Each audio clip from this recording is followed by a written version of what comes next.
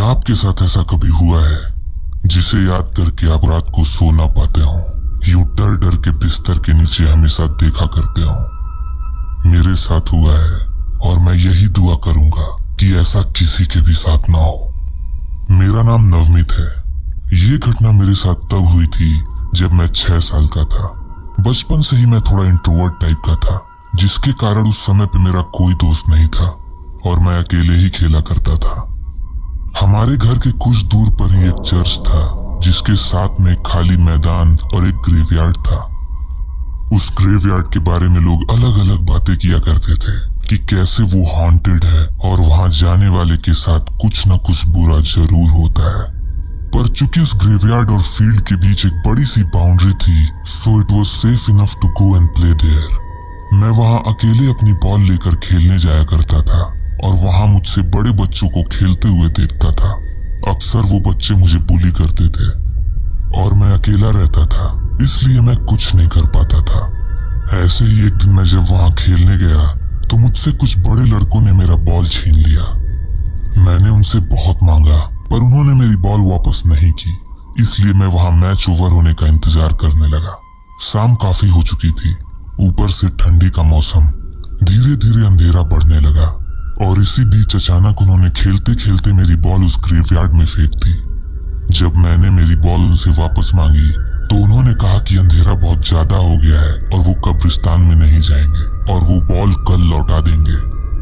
मैंने उनसे बहुत रिक्वेस्ट किया, भैया मेरी बॉल वापस दे दो ना। मैं अंदर से बहुत दुखी था। एक तो मेरे कोई दोस्त नहीं थे और मेरी बॉल जिससे खेल कर मैं अपने में खुश रहता था, और इन लोगों ने उससे भी ग्रेवयार्ड में फेंक दी। ओए तू घर जा, कल तेरी बॉल तुझे वापस कर देंगे, अभी अंधेरे में हम नहीं जा रहे कब्रिस्तान में। ये बोलकर वो सभी लड़के वहां से चले गए। मैं रोता हुआ घर आया और खाना खाने लगा। खाना खाने के बाद मैं लेट गया। मेरे दिमाग में बस यही चल रहा था कि किसी तरह से बस मेरी बॉल वापस मिल जाए। अब इसे जिद कहें या बेवकूफी, पर उस रात मैंने कुछ ऐसा किया जो मैं आज तक रिग्रेट करता हूँ। उस रात काफी देर तक लेटकर मैं सोने का नाटक करता रहा और जब सभी सो गए तो धीरे से मैं दबे पांव निकलकर घर से बाहर आ गया। इस वक्त रात के करीब 1:30 बज रहे थे। ठंडी की रात थी, चारों तरफ गुप अंधेरा और सन्नाटा और उसके ऊपर घनघोर कोहरा पूरे माहौल को एक सिनिस्टर फीलिंग दे रही थी। आज मुझे उस दिन के बारे में सोचकर पसीने छूट जाते हैं कि मैं कितना नासमझ था जो मैंने ये कदम उठाया। पर उस वक्त मेरे दिमाग में बस मेरी बॉल चल रही थी।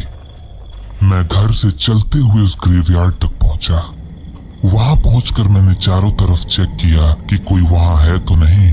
फिर उसके बाद बाउंड्री पर चढ़कर उस ग्रेवयार्ड में कूद गया। अंदर ग्रेवयार्ड में चारों तरफ सन्नाटा पसरा था।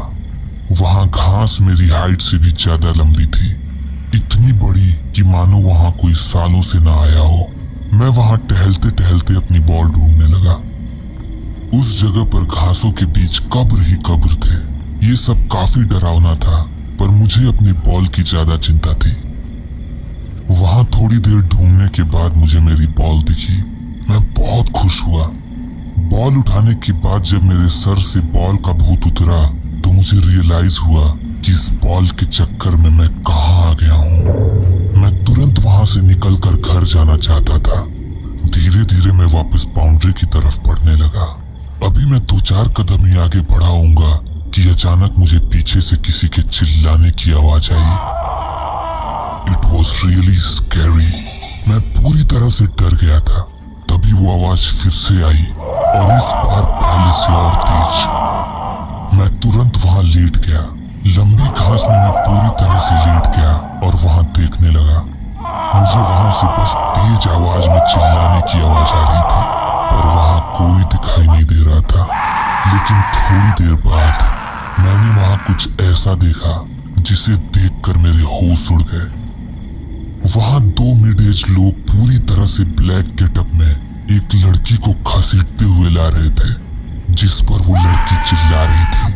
उन लोगों ने अपने चेहरे पे एक अजीब सा मास्क पहन रखा था। उन्होंने उस लड़की को जमीन पर पटक दिया और उसके ऊपर बॉटल से कुछ गिराने लगे। एट फर्स्ट मुझे समझ नहीं आया, पर महक आने पे मैं सब समझ गया। It was kerosene oil. मैं ये सब देख रहा था, पर मुझे कुछ भी बोलने की हिम्मत नहीं हुई। पूरे टाइम वो औरत चिल्लाती रही और रहम की भीख मांगती रही, पर उन जल्लादों ने उसकी एक न सुनी और उसे आग के हवाले कर दिया। वो बहुत ही भयानक दृश्य था। मुझे ये सब देखकर वही वॉमिटिंग आ गई। उस औरत को आग के हवाले करने के बाद वो दोनों हैवान वहां से चले गए। कुछ देर तक चिल्लाने के बाद वो औरत शांत हो गई। उठकर जब मैं उसके पास गया तो वो पूरी तरह से जल चुकी थी।